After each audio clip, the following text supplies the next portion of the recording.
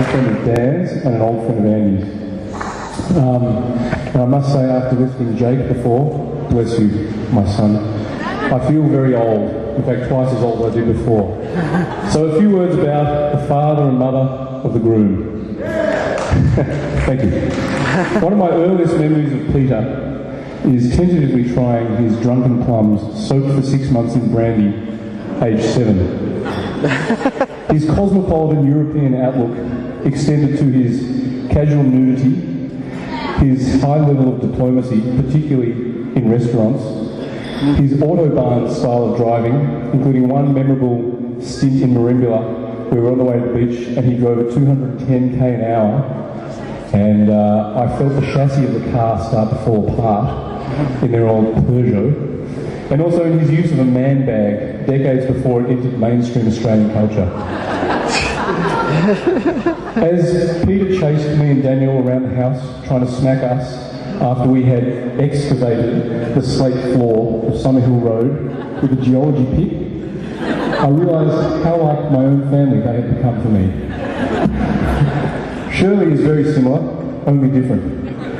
Her open heart and throaty laugh has punctuated Dan's life since birth, her sharing of Peter's desserts a foregone conclusion.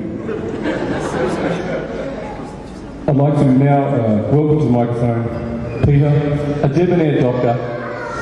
There is not one bone left below the hips that is his. Mr. Peter Prager, Mrs. Shirley Prager.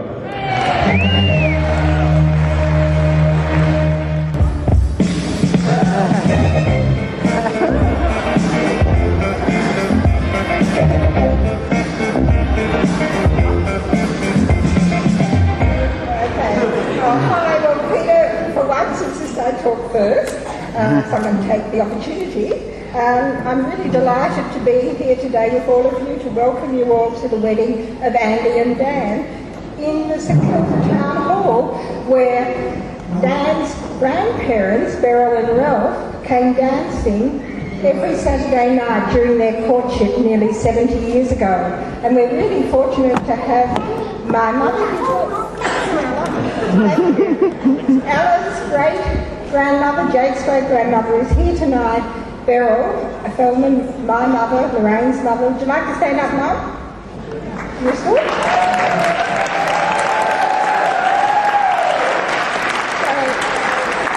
brought back many happy memories for Trudy and Fred. Are very much here in spirit with us today, I feel. In Johannesburg, they ran Studio Prager. They were both quite prominent photographers, and we've just been photographed a great deal, so I'm sure they're looking on here. Jackie and Bumi, you have given us the warmest welcome. You and your family and extended family and friends have given us and our family the warmest hospitality, and we love being with you and spending time with you and the joining of our families together. And of course we are sharing together the joy of being grandparents, and very much do we share this joy with Jake and Ella. That's been great. It was very easy for our two families to unite as we share similar values, particularly the importance of family.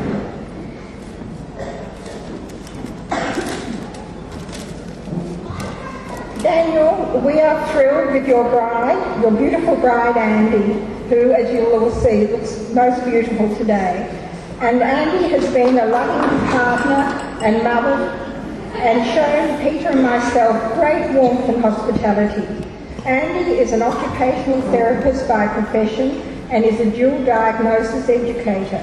She is also a talented and creative designer of patchwork quilts and bags and kupas. And you all saw the beautiful red silk kupa designed and made by Andy, under which they both married today.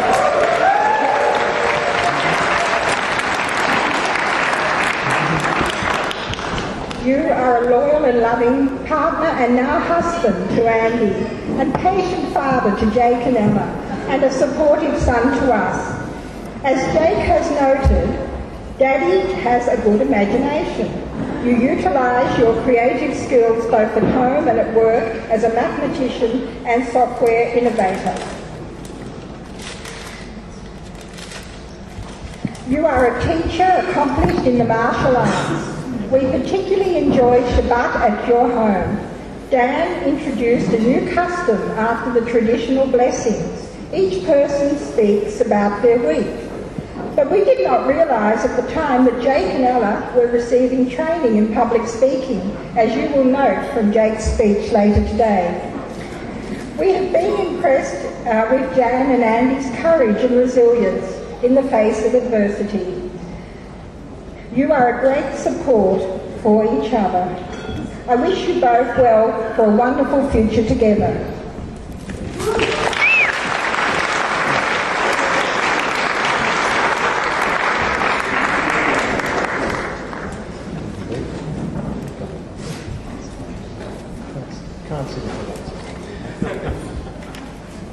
Ladies and gentlemen, thank you for your presence on this joyous occasion. Some have travelled great distances to be here from overseas and interstate. All of you lead busy lives, and we do appreciate your taking the time to be here.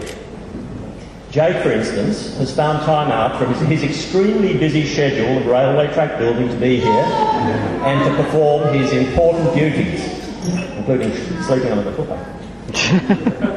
Ella, too, is extremely busy, though she hasn't yet decided whether to continue in the railway construction business in which she's currently apprenticed to her brother, or to further her career as a fashionista in her own right and as a fashion consultant to Nanny Shirley. Much of Daniel's extracurricular time is taken up in the pursuit of martial arts, both as a student and a teacher. I take pride in the fact that he's a holder of a black belt in judo, first Dan, and a black belt in jiu-jitsu, second Dan.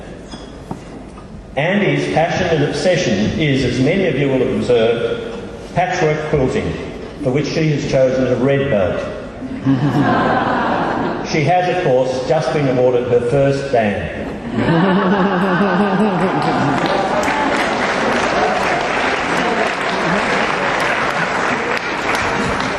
Over the years, the relationship between Dan and Andy, culminating in today's ceremonies, we've formed very close ties with Andy's family.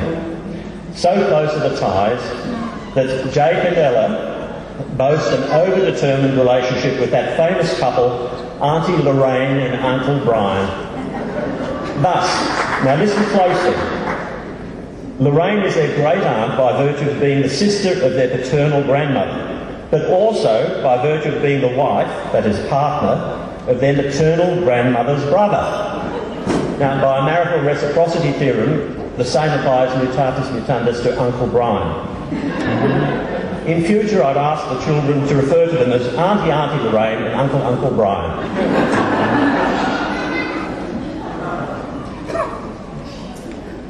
Dan and Andy, I trust that the ties of love between bride and groom will continue to strengthen and grow over the coming years, as will, I hope, the ties of friendship and kinship between our families. Thus, may we think of the ceremony we've witnessed here today, not so much as one of tying the knot, but of noting the ties. Thank you.